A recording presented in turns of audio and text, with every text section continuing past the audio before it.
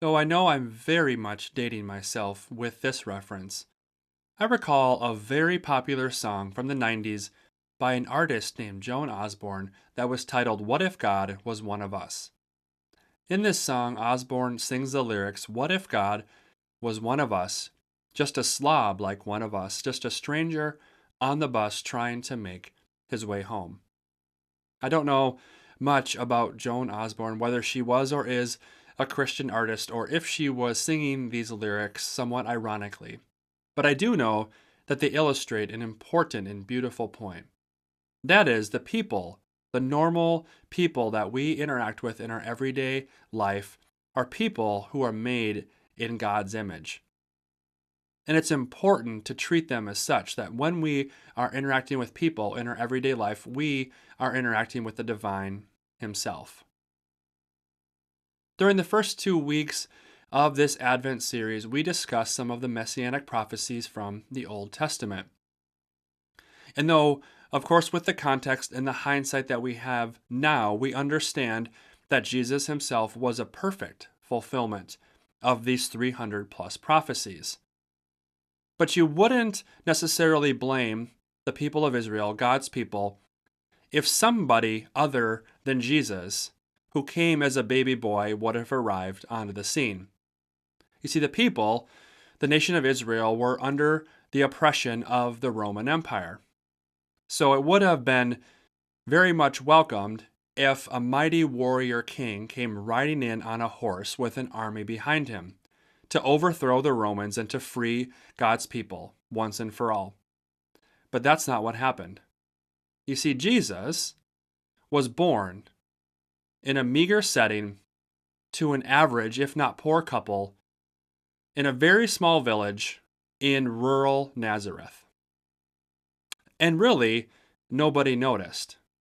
Now, of course, Mary and Joseph noticed, and we read in the New Testament that the angels appeared to the shepherds and invited them to come worship the king, and the Magi would have eventually found Jesus by following the stars. But really, beyond that, nobody knew that the Messiah was born on that day. It was just an average, every day, where another baby boy was born in Nazareth. In fact, we read that after the birth, in the visits from the shepherds and the Magi, that Joseph and Mary go on to do a very normal thing. They dedicate the baby boy, Jesus, in the temple, and then because of the king's edict, they flee to Egypt for safety. And then we don't hear anything. For 30 years, Jesus lives a normal life. First, as a baby and a toddler and a boy, and eventually a teenager. In fact, he grew to be all the way to approximately 30 years old before the ministry happened in the New Testament and the Gospel accounts. In fact, the whole situation was so conspicuous that John's Gospel records a conversation between the apostles Nathanael and Philip, where Nathanael questions Philip whether anything good can come from Nazareth. To which Philip replies, "Come and see."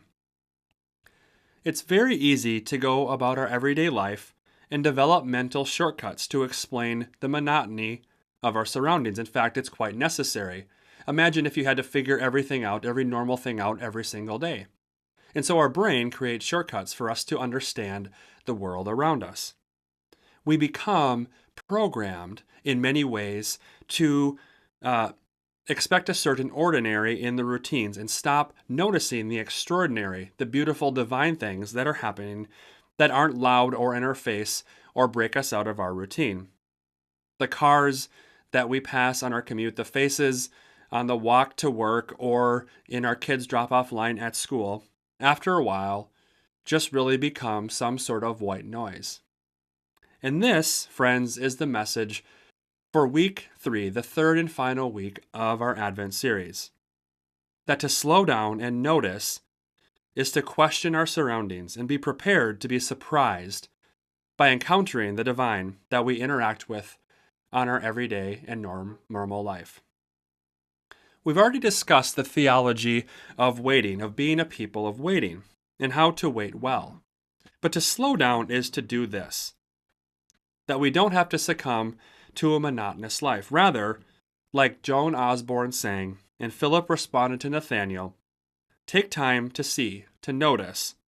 God is with us. God is one of us in the ordinary, everyday life that we live. The basis of this idea comes from the understanding that we, as followers of Jesus, are a temple of God's presence himself. In the Old Testament, the manifest presence of God first traveled with God's people, the nation Israel, as a cloud by day and as a pillar of fire by night, in what was known as the tabernacle. Then, when the temple was eventually built, the presence of God was found in the innermost room of the temple in a place called the Holy of Holies. There was an almost painstaking ritual that would needed to be undertaken for people to be in God's presence, because those who entered and interacted with God himself needed to be sanctified or to be made holy themselves. So for Jesus to come into the world as a baby boy in rural Nazareth is one thing, but it's even more amazing that Jesus, God in the flesh, interacted with people in society, meeting with them and eating with them, healing them, forgiving them of their sins, and regularly with people who were marginalized by the culture in which they lived. Then, before he ascended into heaven, Jesus promised us that when he left, the Father would send the Holy Spirit to help believers and be with them, to be with us and in us forever. It says in John chapter 14 that, and I will ask the Father, this is Jesus talking, and I will ask the Father, and he will give you another advocate to help you and be with you forever, the Spirit of truth. The world cannot accept him because it neither sees him nor knows him. But you know him, for he lives with you and will be in you.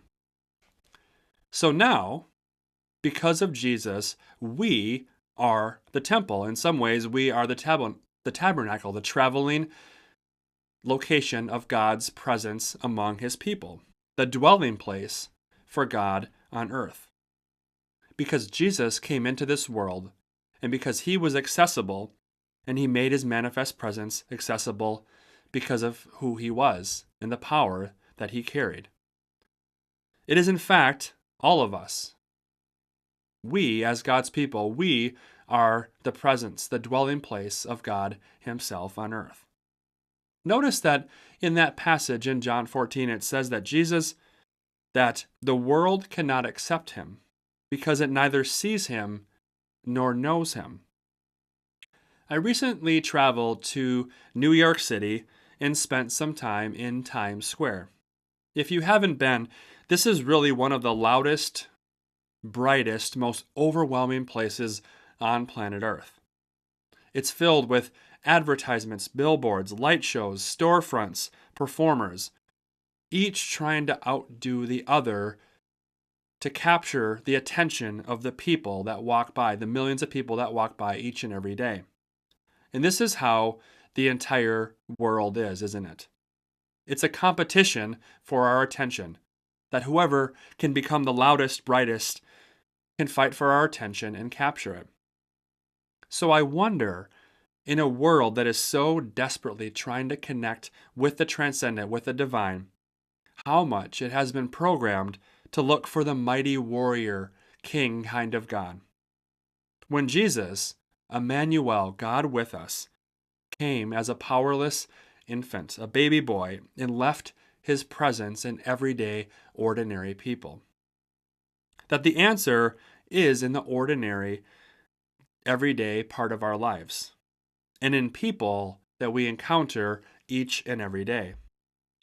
In the cry of a baby, in the laughter of a child, in the eye roll of your teenager, in the tears of a young woman grieving her first lost love, in the joy and heartbreak of marriage, in the lost pregnancy, in the slow breaths of an old man in his last hours of his life.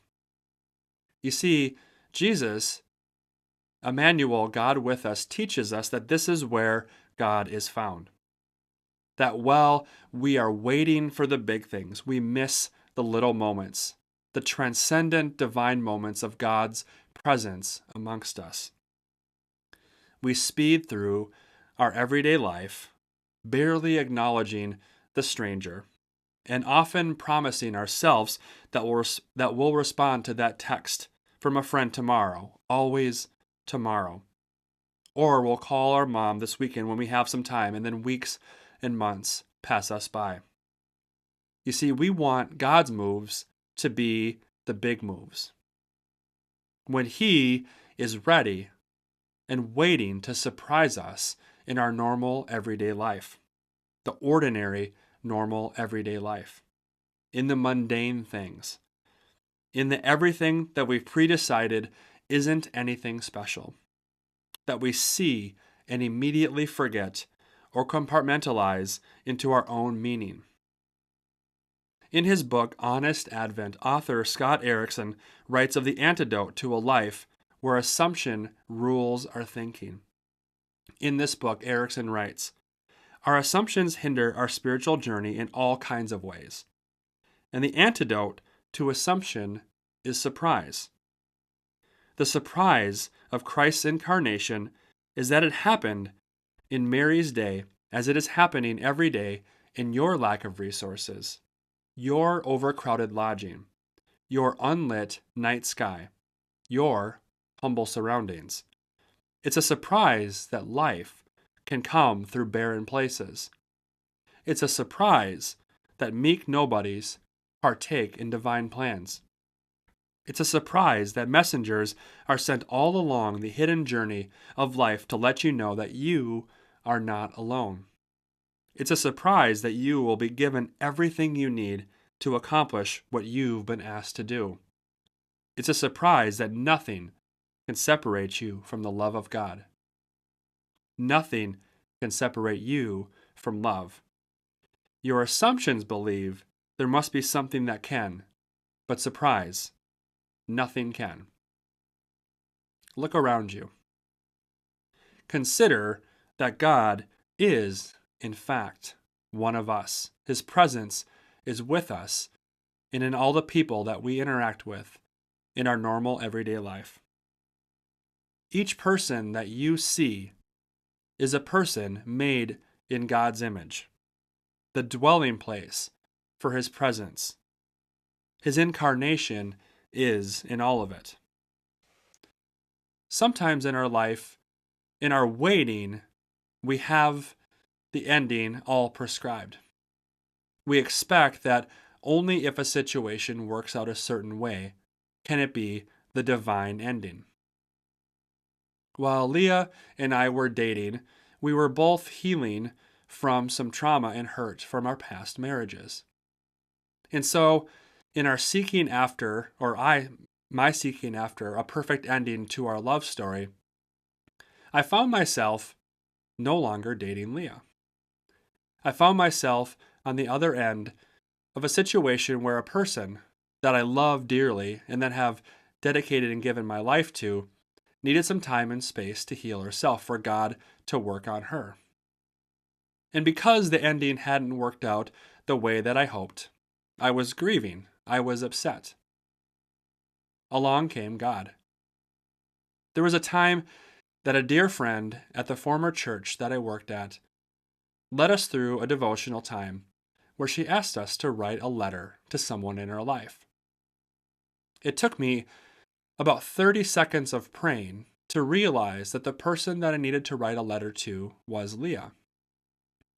And so I opened up the envelope, opened up the card, and wrote the words, "Dear Leah, I'm sorry that I expected something of you that wasn't fair.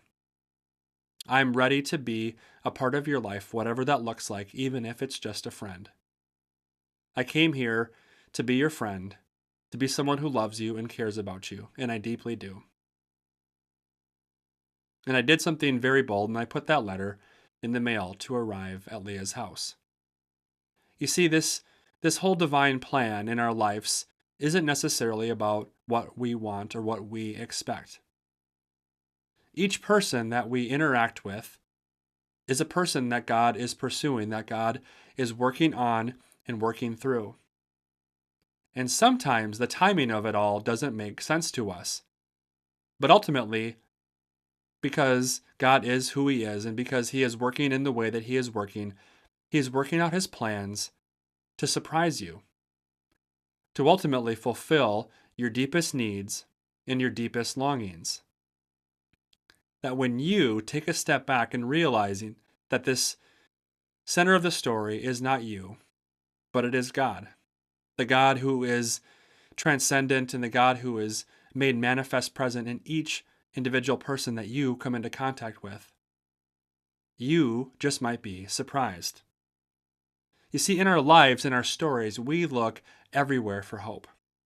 And we often look for hope in the things that our lives that haven't been realized yet. But in the ordinary, this is what we often miss. We often miss that God is writing His story. The things that have become so familiar and unexpected, in some cases unwanted, we have been so conditioned to believe that nothing ordinary or nothing wonderful could come from them. Like Nathanael believed about Nazareth. These are the kinds of places and the kinds of stories where God Himself dwells. To bring life out of the barren places. To use you to fulfill divine plans. To bring people into your life as messengers of God's purpose, as He did for me with Leah. To provide everything you need for the deeply joyful life that God has prepared for you and that is preparing for you now. To realize that love is not far off, but it is as close as the breath in your lungs. This Advent season, we acknowledge an expectancy for the God who broke through the waiting, the darkness, and came as a baby boy to a young couple, to a meager young couple in the manger in the back of a family home in a rural town. And He did all of this to save the world. Look around. Look around you today. Take stock of your life and consider that God is here and that God is working. So take the time and slow down enough to notice, or you just might miss Him.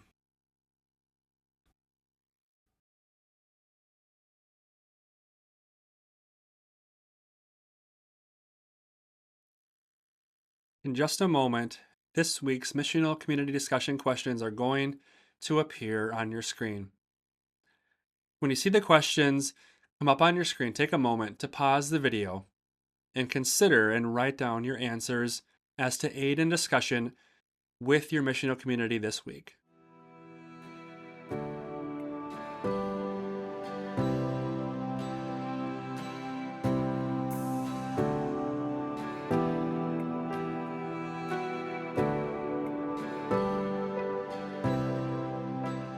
Thank you for joining us for week 3 of our Advent Missional Community Teaching Series. As we approach the Christmas holiday, remember that this season is a matter of waiting and expectancy for God to show up and surprise us. That whatever you are waiting on right now, God is fulfilling His purposes in His plan for your life. And then in many ways, He will surprise you. And so the things that you're waiting on in your life that you have hopefully tucked away in your Bible, know that God is working in and through them. And that through the process of waiting for them, you will come to know His heart for you. And you might even be surprised in the plan that He has for you in the waiting. And so, Merry Christmas, dear friends. We are so glad that you are a part of community here at Orchard Church. Know that God is working in your life, and He has something beautiful and unexpected for you ahead. Merry Christmas and Happy New Year.